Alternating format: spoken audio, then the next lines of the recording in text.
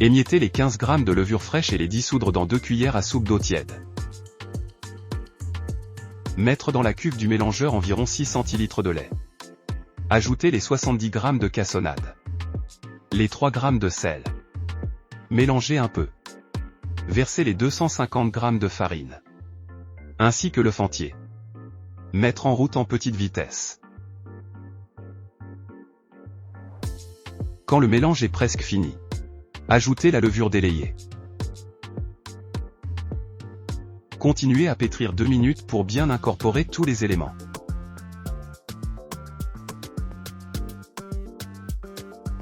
Ajoutez maintenant le beurre en morceaux. Le beurre doit être à température ambiante.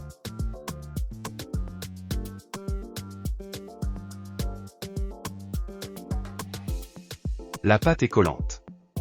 Aidez-la à se décoller des parois.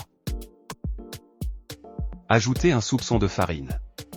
Remettre en route pour encore 7 ou 8 minutes à vitesse moyenne. Arrêtez le mélangeur puis débarrassez la pâte dans un récipient légèrement fariné. La rabattre pour la mettre en boule.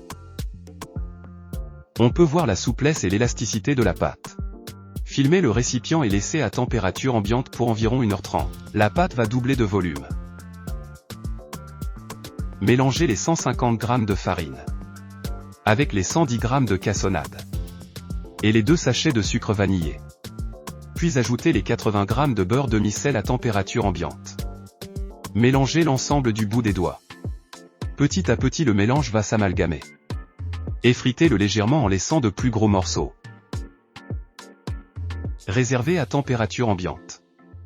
Après 1h30 la pâte à brioche a doublé de volume. La rassembler sur le plan de travail.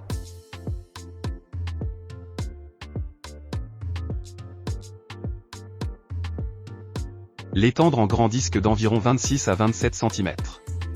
La pâte doit avoir une épaisseur d'environ 10 à 12 mm.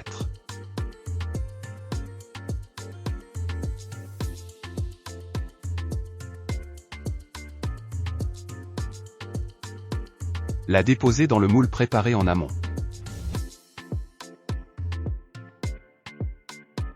L'étaler bien régulièrement. Déposez sur la pâte environ 150 g de confiture d'abricot de qualité. Bien l'étaler à la spatule coudée.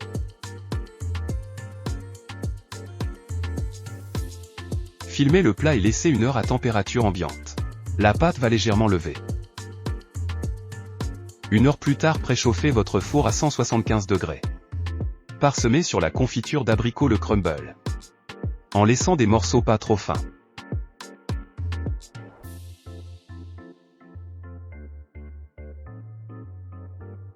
Enfournez à 175 degrés pour environ 25 à 30 minutes. La tarte doit être bien dorée.